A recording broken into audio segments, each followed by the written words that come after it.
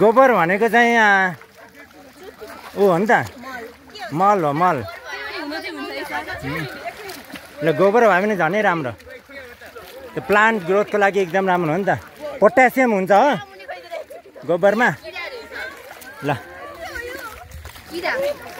ओहो किरा रहेछ है कुन किरा हो यो ल हामी चाहिँ माटो मिक्स गरिरहेको रे त्यस्तै भनिरहेको माटो मिक्सअप गरेको रे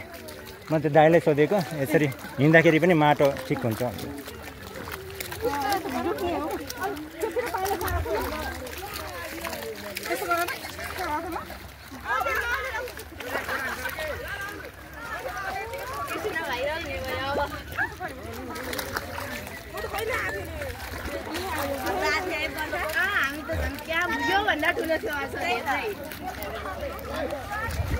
अब यतिमा धान रोप्नु पनि टाइम लाग्छ त्यो टन्ने